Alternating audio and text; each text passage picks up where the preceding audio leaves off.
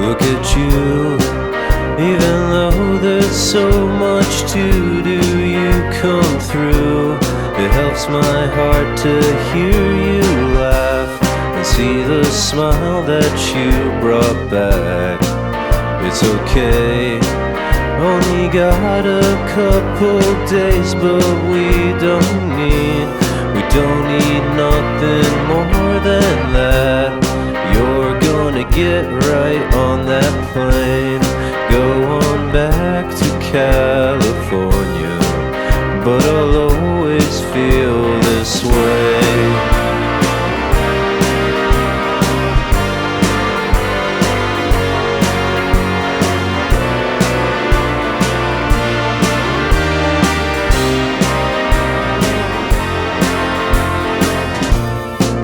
Now I'm out and you hold me in your arms, and oh, I can't think of anything at all. You already caught me, I can't fall. It's alright, only got a couple nights, but we don't need nothing more than that. You're gonna get right on that plane, go on back to California, but I'll always feel this way.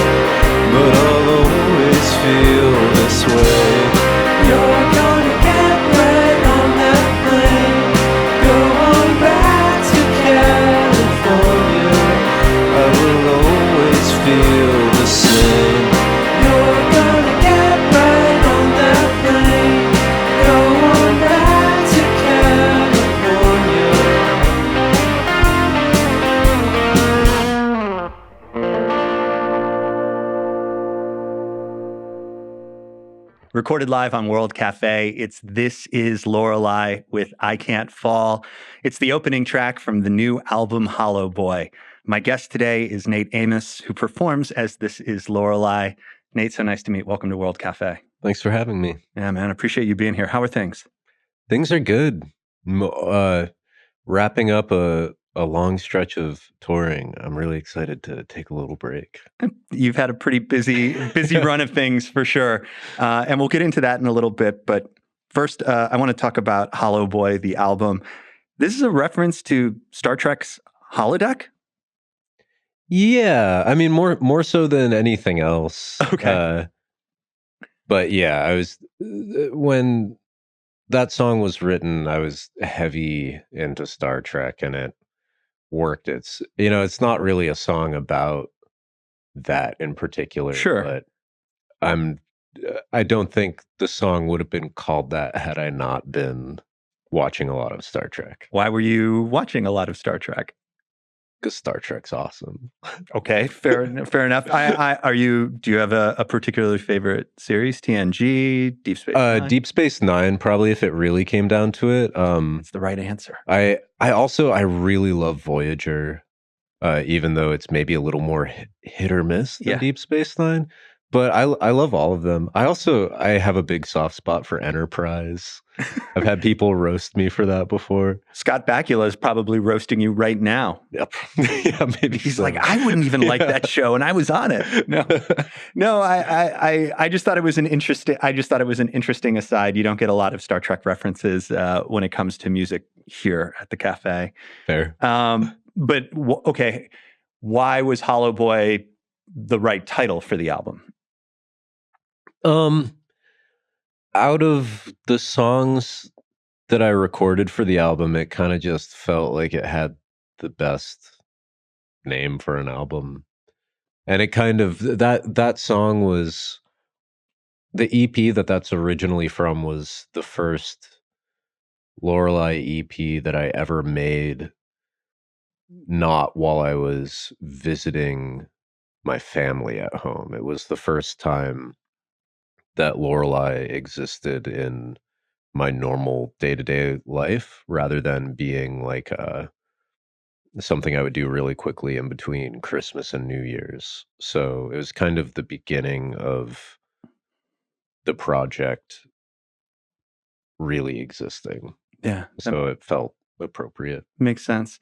And Holo Boy, it's important to sort of give the context for this record. It is your new album, but you also call it a sorta album. Yeah. New but old. These are re-recordings of songs from your back catalog. Yeah. Can you walk me through why you wanted to give this batch of 10 songs a new life? Well, it's something I've been interested in doing for a while, if there was a good opportunity to. And it was just kind of a new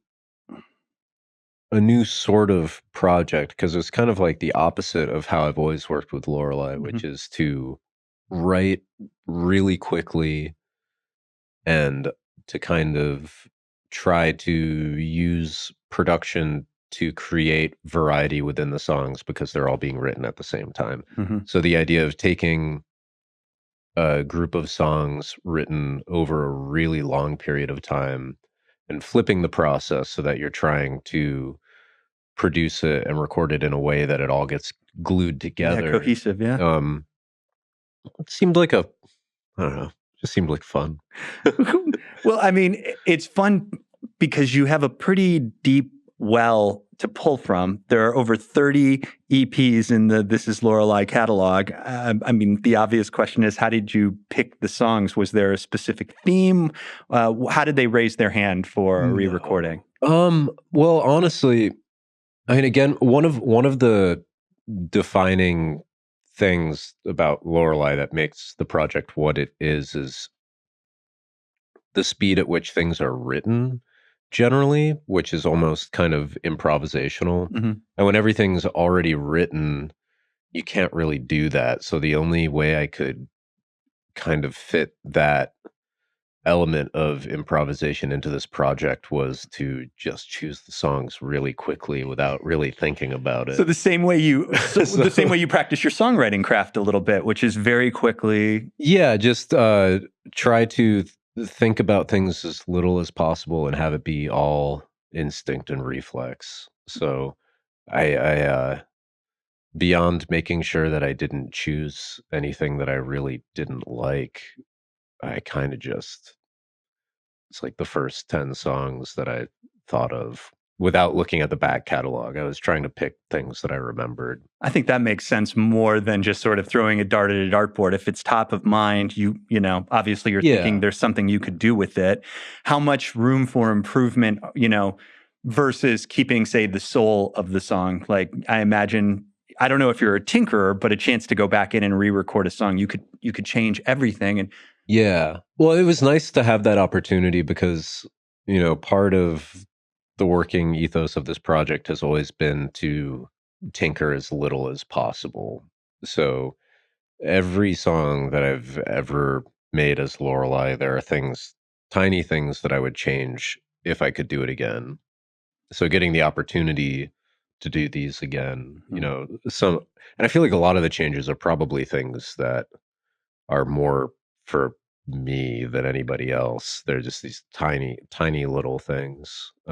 What are some of the things that you think about when you go back? Is it your vocals? Is it the mix? Is it instrumentation? I mean, it can be any of those things. Sometimes it's just like a single word or something. There are songs where I'm trying to think, like there was a song where I changed the key to be a little better suited for my voice. There were songs where you know, I'm not even sure if I really changed. I didn't like go back and read the lyrics or anything. So I realized that I sang some of them a little differently just because I hadn't really listened to the original versions of them. It was interesting because I tried to reference the original versions as little as possible, and some of them ended up being like almost exact recreations and some of them ended up actually feeling pretty different. That's cool. So.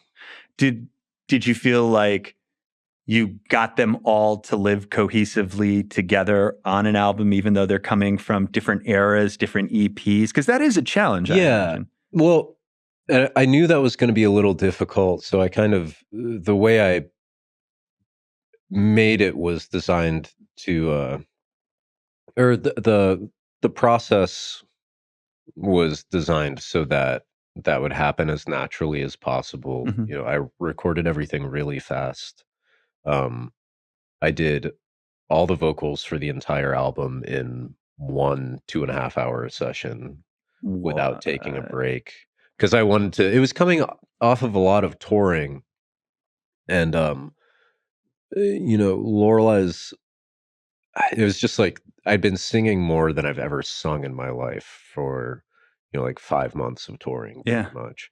So I kind of quickly just figured out, okay, like what would be the best order to sing the songs in as my voice warms up and then inevitably begins to give out a little bit, and just kind of went after it and tried to treat it as if it were a show or something. Yeah, I think that's interesting because it almost feels like you get an authentic live performance, even though, you know, it's a recorded album. That was the idea. And that also was, it was the same way with all the instrumentation. Like I think I kind of like laid out like little like just placeholder program drum beats, and so went through, recorded all the guitar, took a break for an hour, went back, recorded all the bass. And Did you make this record in like 2 days? 3, including the day that I recorded drums. No muss, no fuss. No, because then I don't know. You know, again, so much of something feeling fresh has to do with not overthinking things, and these are songs that have at this point been stewing in some cases for like 10 years.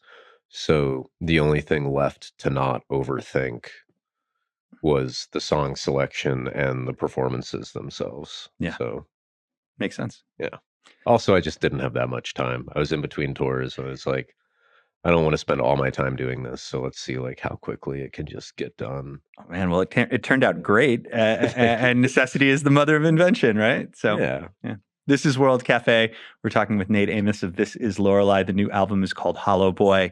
I want to talk about the title track. We're going to get into a performance in a bit, but before we hear it, check out the original from 2015.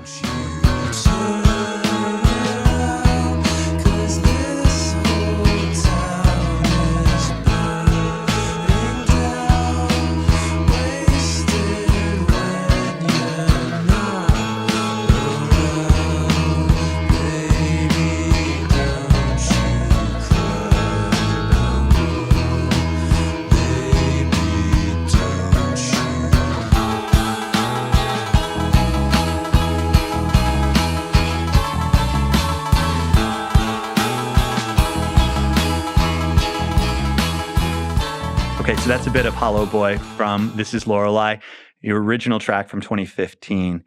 So yeah, you said this is kind of the song that sort of like This Is Lorelei became bigger than just the thing. It's your project, your band, committing to it. What was life like back then? I'm guessing you were in Chicago still? Yeah. I lived in a basement with my friend Mark. We had turned it into 2 bedrooms and a practice room by hanging blankets from the ceiling with thumbtacks. And we were in this kind of mode where we were kind of in a loose music making, not a competition, but we had kind of like a pact to like make a certain amount of music each month. And yeah, it's kind of all I had going on, trying to be quiet while he was recording, trying to get him to be quiet while I was recording, and just making music all day, paying like, you know, just scraping together like $200 a month for rent, living in this basement. What was the day job in Chicago?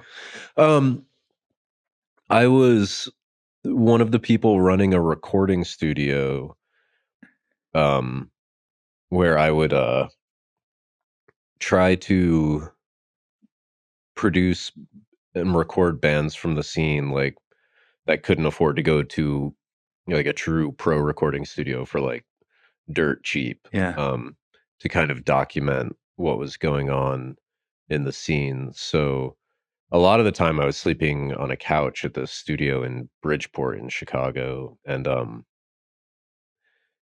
sometimes moving as quickly as like recording and producing like 2 EPs or releases a week. Whoa. It's kind of like I was much more focused on that than making my own music, honestly. I imagine you also get to soak up a lot of knowledge when you're working that quick. You have to, you don't have a lot of time to like experiment. You got to figure out what works and what works quickly. Yeah, and just get comfortable committing to things really quickly. I feel like that's something that as soon as I stopped struggling with that, this kind of layer of difficulty was removed and everything gets easier and it becomes easier to grow your own whatever you're growing. So with Holo Boy this time around, what do you think came out differently? I'm not sure because I still haven't gone back and listened to the original version of the song. I think it's pretty close, I'd say. I probably sound 10 years older. I was gonna say the vocals are what really stand out. Like you definitely have you occupy a different register, and there's a confidence there that you can hear, I think, in the newer. Yeah, well, I've just sung so much more at this point. I've gotten more comfortable singing. That's definitely from a period of time where I was way more self-conscious about my voice, and I just had not practiced singing as much, at least not in the, lead singer capacity. Yeah. Well, we're going to hear a live recording in studio of Holo Boy. This is Lorelei here on World Cafe.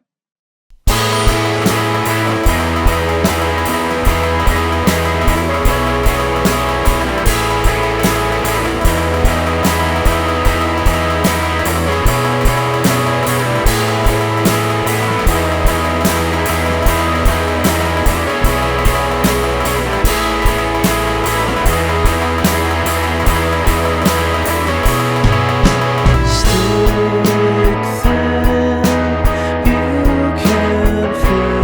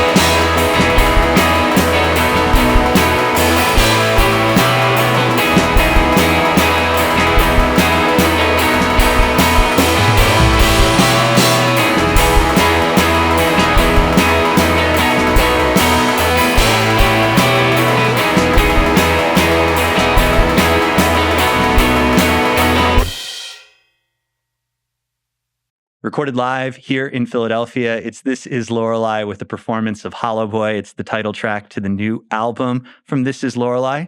Nate Amos is my guest. I'm Kallao. This is World Cafe. You said something in an interview, and I think you've brought this up more than once, so I hope this is familiar, and it was something you actually said in earnest, that try as you might, every song you write is either a bluegrass song or a lullaby. Yeah. I think... Help me unpack that. Well, I'm trying to figure out how to... I think with some exceptions, I really think that is true, and they're dressed up in different ways. And I guess I don't really have any proof other than I wrote the songs, so I know. After reading that and going back to the album, I played a game. Is it a lullaby or a bluegrass song? And you know what? It holds. Like, I think they definitely fall into the two camps. But like, I guess if for non-musician people and like people like me who don't have a real grasp of the theory behind it, what would you say is something that makes the two of them different? Like, what's a bluegrass song has, or a lullaby for that matter? I think rather than it being anything specifically with theory, it's more a question of intent. A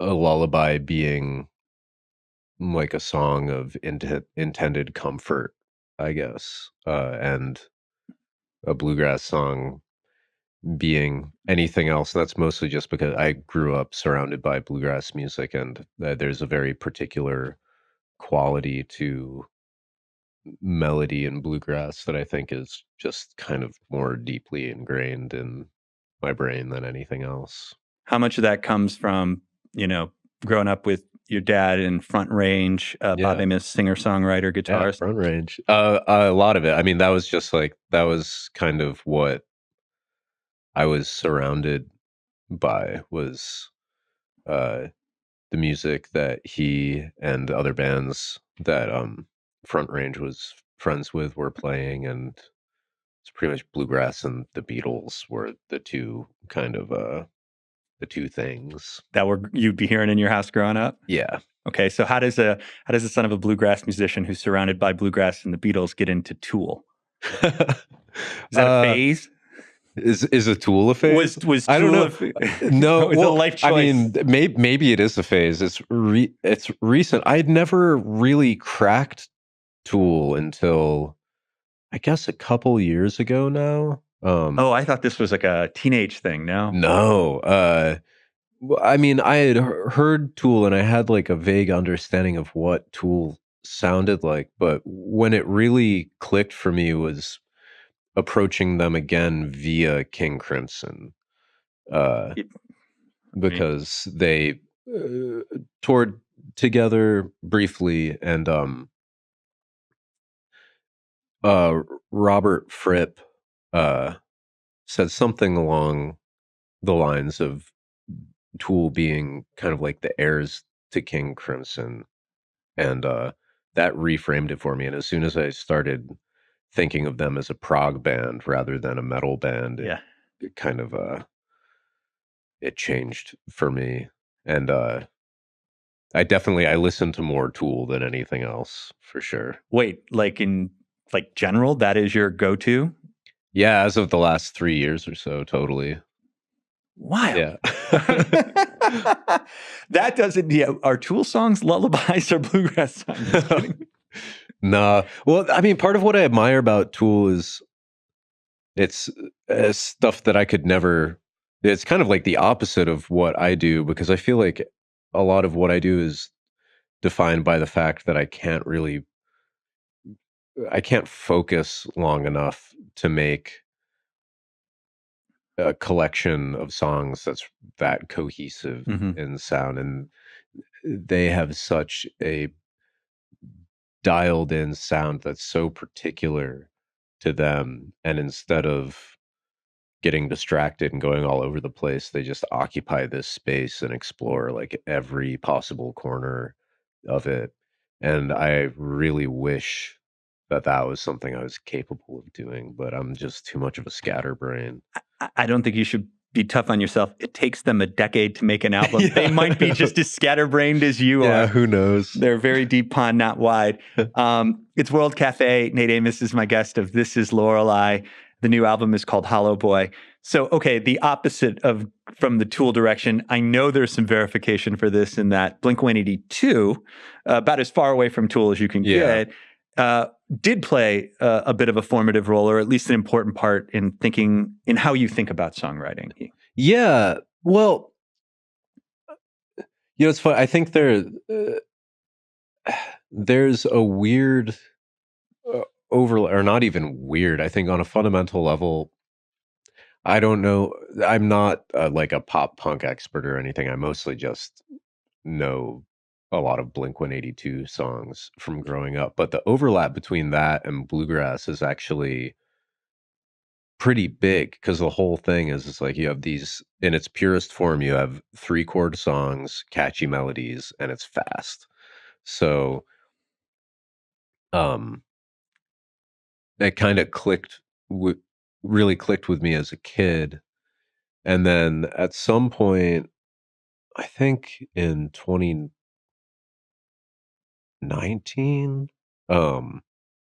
I got really obsessed with all the small things in a way that in hindsight, it was, I don't know what was going on, but it was kind of, I was listening to pretty much nothing but that song, but like all these different versions of that song. Oh, I love that kind of rabbit hole. Yeah, well, it made me realize that I think the mark of a perfect song is it working well in any genre that you throw at it. Like the more different ways a song can still function at like a core level, the better of a song you've written. Yeah. That song's a lullaby.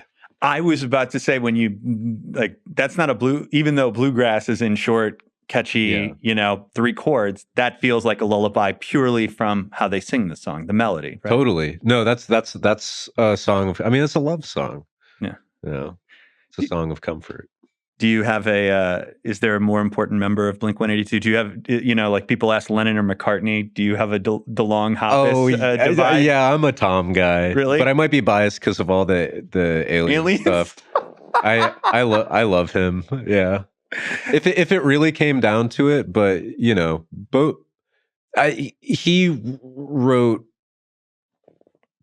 my favorite Blink songs at the end of the day, but I love both of them. Yeah. And one of the things that I like about DeLonge is that, like, he's an iconoclast. He believes what he is not selling, but what he's projecting. Like, you can tell just from his obsession with the alien stuff. It's like, I think he really means what he's saying. And I don't think he could think. I really think he means it. Yeah. Yeah. I appreciate that.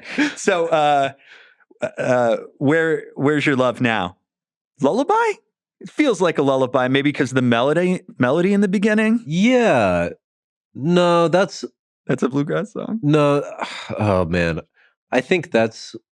It doesn't have to be either. No, I'm gonna say that's a bluegrass song more than a lullaby. Can you walk me through a little bit about like what was going through your head while you were writing this song?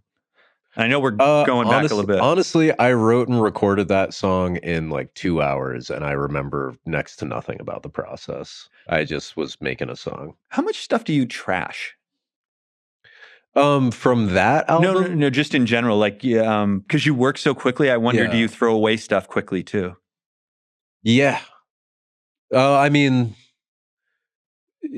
yeah, when I wrote that song, I was trying to write 2 songs a day. We're trying to write and record 2 songs a day. Yeah, and the album that song is on ended up being 10 songs chosen from a pile of somewhere in between like 60 and 70 songs. Wow. I think maybe like 15 of the ones that didn't make the album I ended up releasing on EPs, but the rest of them just get out of here. I guess this is a taste question, or maybe sort of like how you see your work, but like, do you have a sense of when you've got a song, if you've got that many songs, like what's good, what's not good, like when you have that much material? Totally.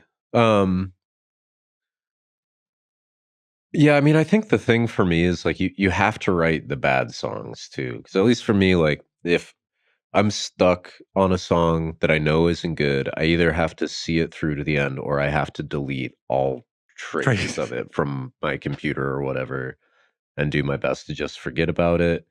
Um, but a lot of the time, if I do that, it ends up haunting me and I just end up remaking it. And then I still know it's bad, but I still have to do it anyway. So you have to write and make the bad songs too, just to get rid of them. That's, Um, I mean, I've heard people regret songs that they let go of and then trash, and then they like tried to recreate it. But that's because they thought there was something better there. But that doesn't even have to be the case for you. It's just, No. it's like making, it's just making peace with the thing. Yeah, no, it's just every song you just have to let it be whatever it's gonna be and accept it for being good or bad or somewhere in between, and then you worry about what to do with it later. But Yeah. it's gotta be done. It's got to be done. Yeah. We got to hear a live recording. It has to be done right now. This is Lorelei with Where's Your Love Now here on World Cafe.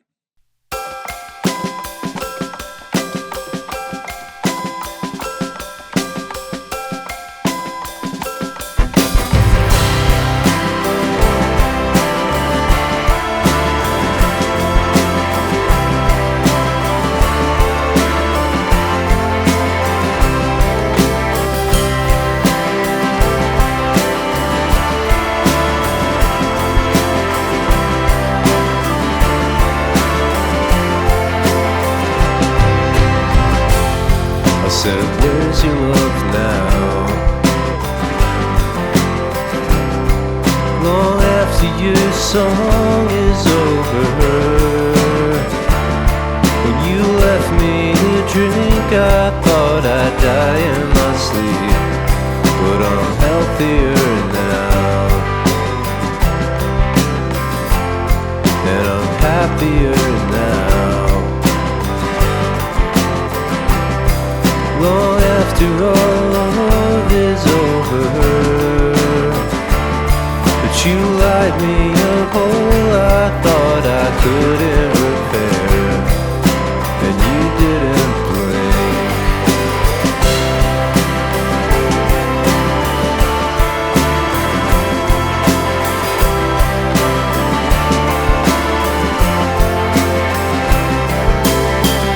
I'm gonna let me be angry, 'cause I tried to be fine for too damn long, and I guess I should tell you,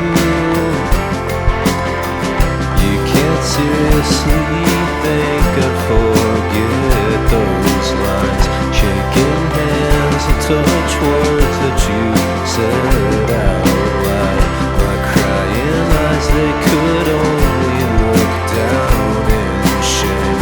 I don't think you could know all the shame I feel. Yeah, where's your love now? Long after your song is over,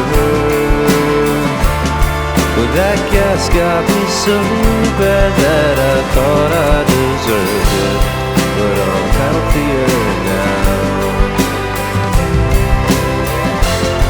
and I'm doing just fine. Long after our time is over, but I still wanna cry when I remember your lies. I said, where's your love now?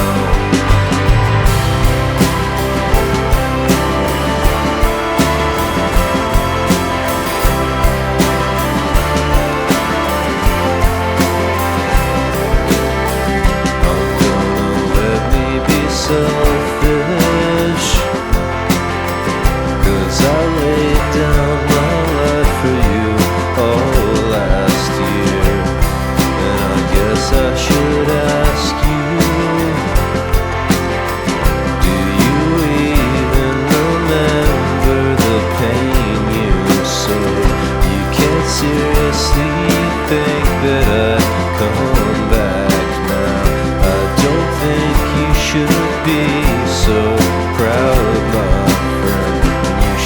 know that I knew this is why I would leave, saying, where's your love now?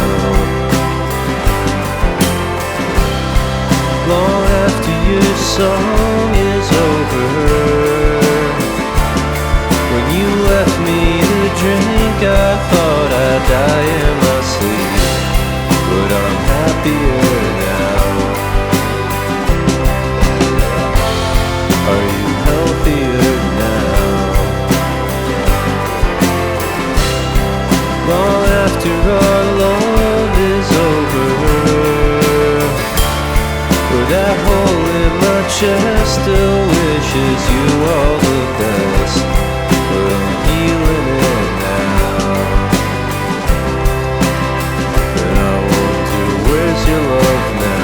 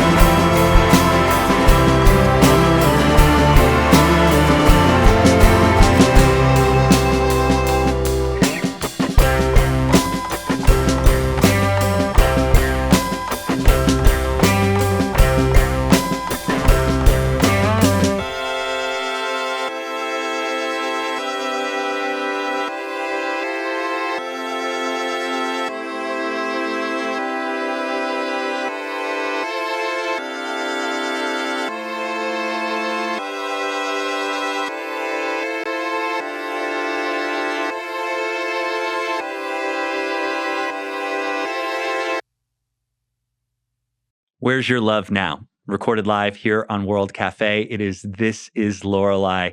We are here with Nate Amos of This Is Lorelei and also Water From Your Eyes. I'm Kallao. This is World Cafe. The band sounds great. Who's playing with you today? I got Al Nardo on the bass guitar and Bailey Wallowitz on the drums. Huge thanks to them for coming in too. Man, you are, I hate saying like you're blowing up or like everything's hitting right now, but it certainly feels like both of your projects, both of your bands are getting a lot of attention. You've got folks like MJ Lenderman, Waxahachie, and Cameron Winter of Geese covering your songs. Like, what does this moment feel like for you right now? Busy. I mean, it's really cool. Honestly, the specifically with the covers, like that's kind of an incredible thing to see because, you know, as a writer, that's kind of the dream, is to see one of your songs, you know, leave the nest and go up and have like a life of its own and function. Again, going back to the thing where like if a song works in a bunch of different genres, that's the mark of a good song. So um seeing a song go off into the world and kind of continue to live on its own without being attached to your own version of it is kind of like the most gratifying possible thing as a writer, I think. Yeah. So that's incredibly cool to me. The MJ Lenderman show that you opened up for, I think this is the first time I've ever heard this happen. You finish with a song and then MJ plays a set and closes with the same song that you finished your set with, which is one of your songs. Like, has that ever happened? That's only on that tour. Does he? Did he ask? Is he's like, is it cool if I play the song that you're finishing your set with?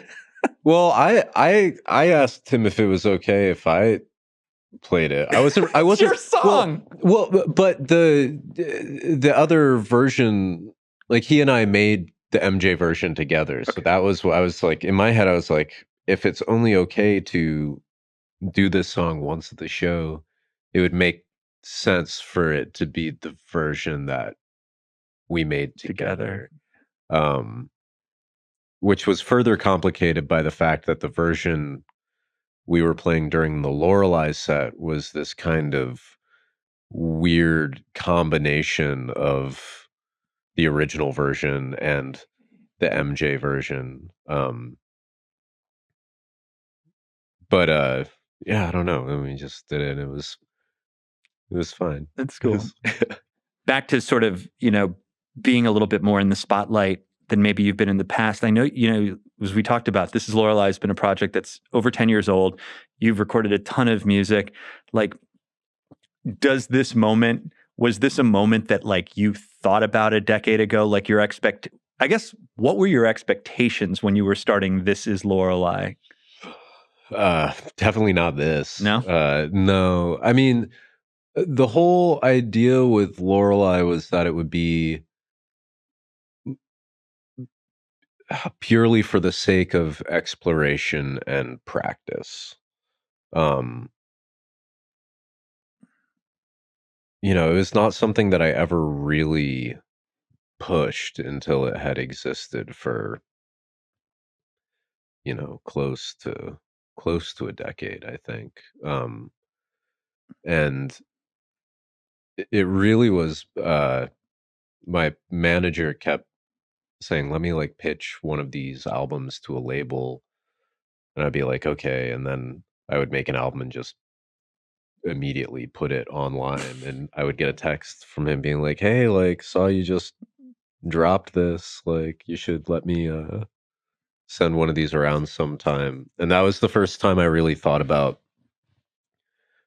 trying to do anything slightly more serious with it. And I was like, if I'm going to do this, then I have to make an album that is designed to be put out on that level. If that wasn't the goal initially, what was the goal initially? If Lorelei was meant to be a musical playground in a sandbox, what was success in your eyes back then? I just like making music. And so as long as I can have a career where pay the bills and I can make music, that was enough? I wasn't even, I mean, I certainly never thought that Lorelei would be paying any bills. I mean, I was, for a long time, I was focused on trying to produce music for other people. Yep. It's like engineer, producer, mixing, whatever. And my own music, I was just kind of something that I did because I liked to do it. Yeah. And now you're going to have to keep doing it. I mean, now I'm stuck. Now you're stuck. Well, no. Yeah. You're gonna try and find your way back to the producer role. It's like, yeah, eventually. I mean, but I think that there are so many artists out there right now that are wearing multiple hats that it's like, sometimes I talk to them as a musician, and sometimes it's like I reference them as a producer. Like, there's no shortage of folks out there like that. So maybe that's the calling down the road. But I imagine now, just ride it out, see where this goes. Yeah. Well, I mean, honestly, between Lorelei and Water from Your Eyes, I don't have any time to produce music for anyone else anyway. So, yeah, ride it out. That's good stuff. Wow, it sounds like we're going to a funeral right now. I didn't mean that. Just ride it out until the wheels fall off. No. Oh no, it's all fun. You're enjoying yourself though, right? Like, this has gotta feel fun, even though it's busy. No, I mean, yeah, it's a lot of fun, and it's definitely kind of a twist. I certainly would not have guessed that this was what I was going to be doing at this point in my life 5 years ago. So imagine where you'll be next year, man. Yeah, I have no idea. Oh, good things are ahead. I'm pretty sure of it. I'm pretty sure. Nate Amos is my guest here on World Cafe. He performs as This Is Lorelei. We have one more song to get to, performance of Dancing in the Club. And I want to talk about your vocals on the album version. I want our audience to hear it. Take a listen. I lost your love today in a lonely summer breeze. I was dreaming all my dreams. Yeah, I'm my worst enemy. And I know it's only cards, but love, I feel your heart in spades. While you were dancing in the club, I gave my diamonds all away. I fired off every nerve. You know, I find the character arc of Auto-Tune to be very, very interesting. In its beginning days, it was discreetly used, and as it's evolved, it's become more of an artistic choice. It's an intentional choice. Was it an intentional choice for this song? Why did you want to use Auto-Tune?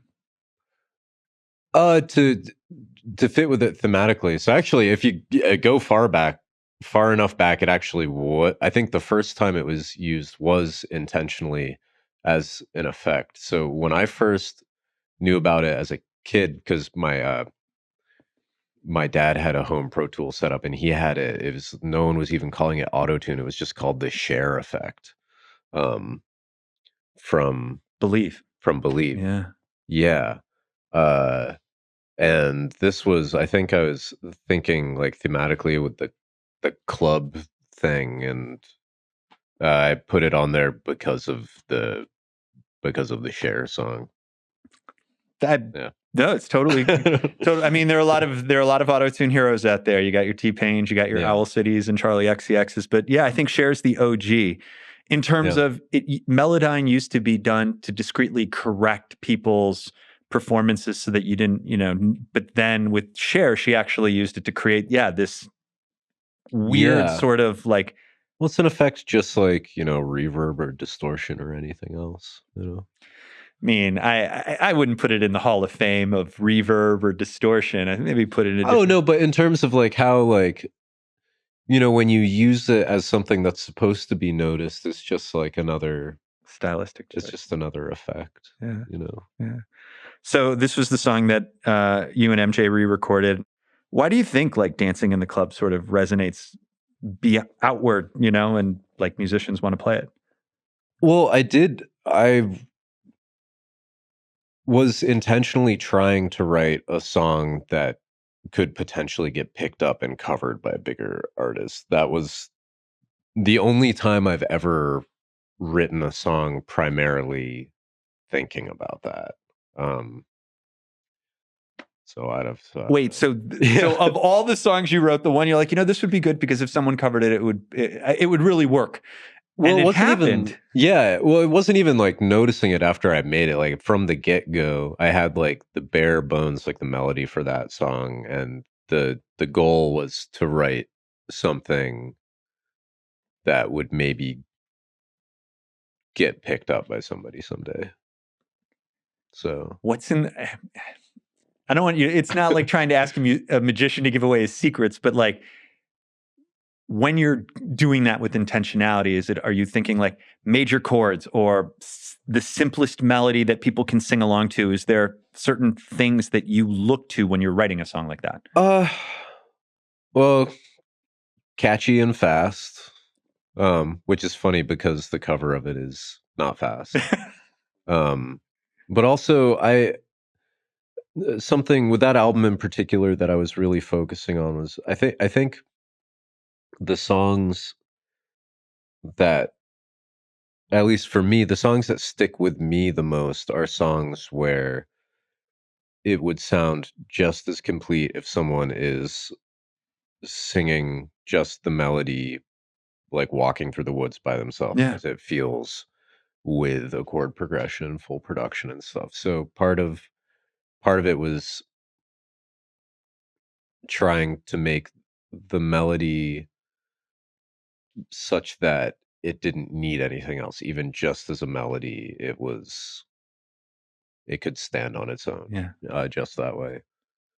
And then finding, if you can do that and you can kind of stumble on a good lyrical hook, which is kind of a undefinable thing. There's no surefire way to do that. And then some really memorable lyrics like the "I'm a loser, always been," sort of like finding a few of those things that people will, even if that's the only 6 words they hear in the song, it's like, that's a mantra, that I feel that. And I think people resonated with that in a big way. Yeah. We'll hear a live recording of it right now. This is Lorelei, Dancing in the Club here on World Cafe.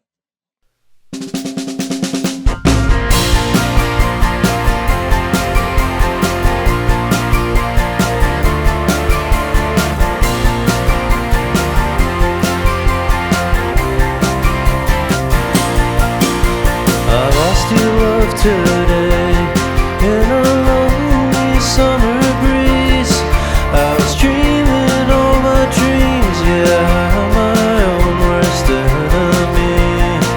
And I know it's only cards, but love, I feel your heart in spades. While you were dancing in the club, I gave my diamonds all away. I fired off every nerve inside my lover's nervous arms.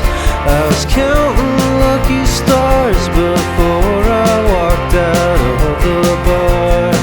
And I know it's only fair that I should end up all embarrassed, 'cause you were laughing in the rain while I was crying there in Paris. I'm not crying 'cause I'm here, because I wish that I was there. Because you told me not to notice when I could feel you losing focus. 'Cause I felt that way before. I don't take echoes in my wind, but a loser never wins, and I'm a loser, always been.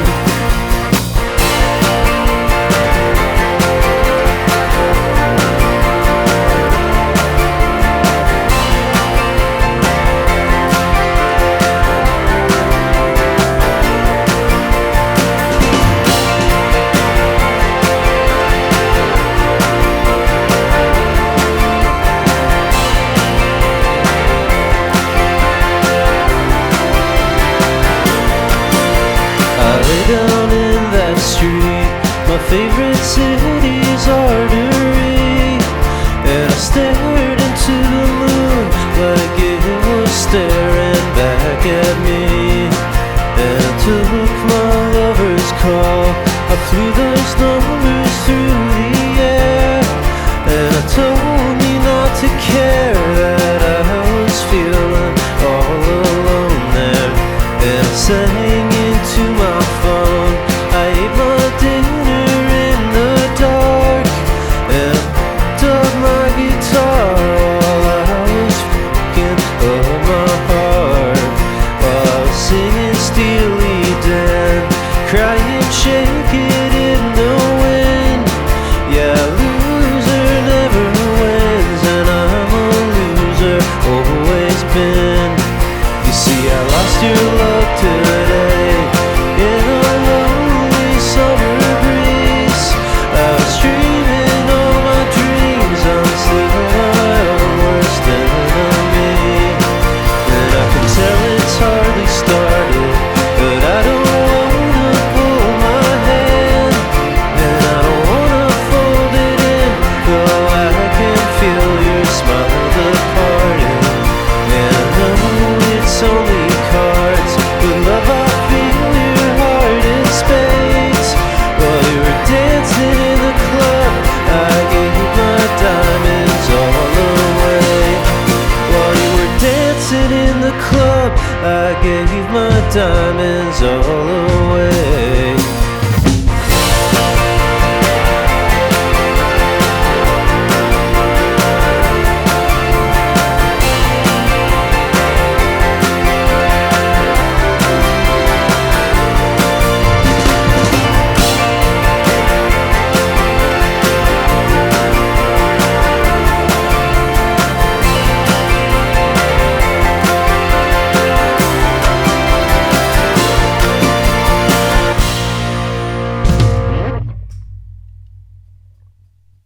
Recorded live for World Cafe. It's Dancing in the Club. It's from This Is Lorelei. The new album is available now. It is called Holo Boy. Nate, this was fun. Thank you so much for doing this. Congratulations on all this success. Please come back and see us again soon. Thanks so much. Thanks for having me. You got it. See you soon. This is Lorelei. We're back in a minute with more World Cafe.